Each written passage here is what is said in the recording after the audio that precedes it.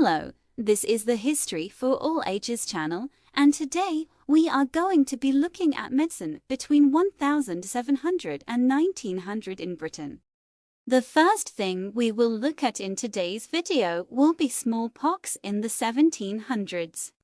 There were epidemics of smallpox in 1722, 1723, 1740–42, and the worst one was in 1796. In this epidemic, over 3,548 people died.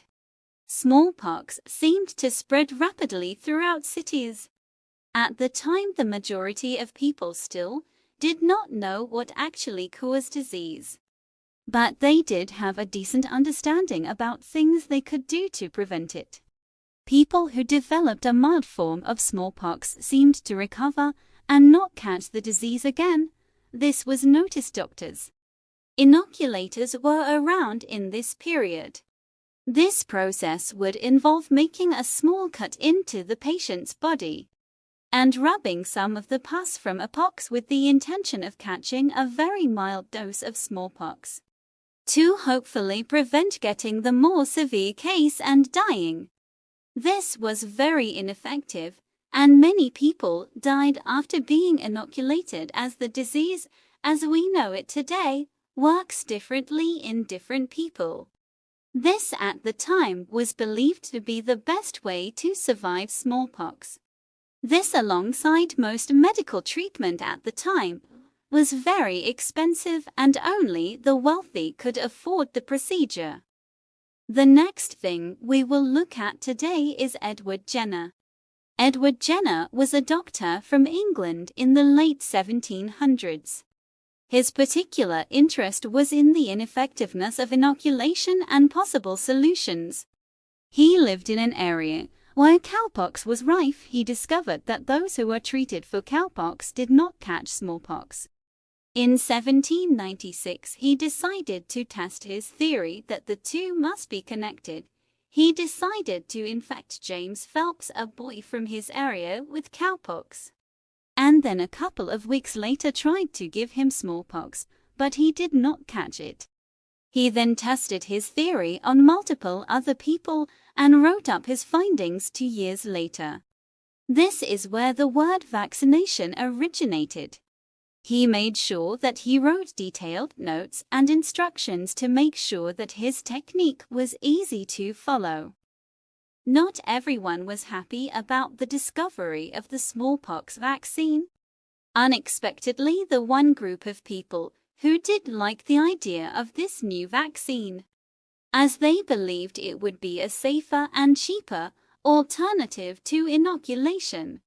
However, many other prominent groups did not support the vaccine, including inoculators, the Church, and the Royal Society.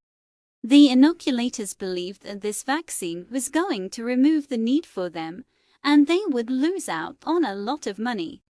The Church believed it was inhumane to put animal infections inside the human body, and this must be against God's will. The Royal Society saw this opposition and did not want to publish the findings of Jenner, as well as the fact Jenner could not tell them why and how the vaccine worked, just that it did. The next thing we will look at today is the impact of the vaccine. The short-term impact was, of course, that it saved so many lives. 100,000 people were vaccinated by 1800 around the whole world. 12,000 people were vaccinated in England between 1803 to 1805.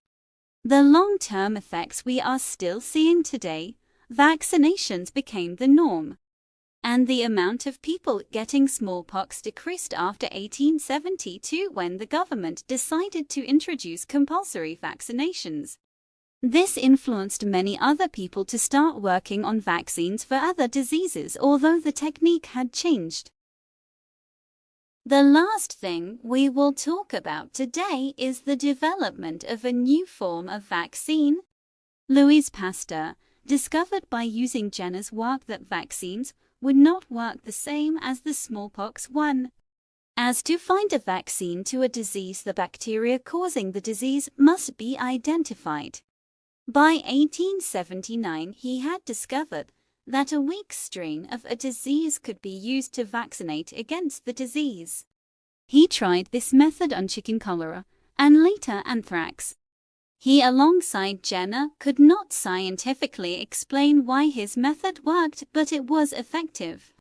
This led to the development of many other vaccines, including the vaccine for diphtheria in 1890.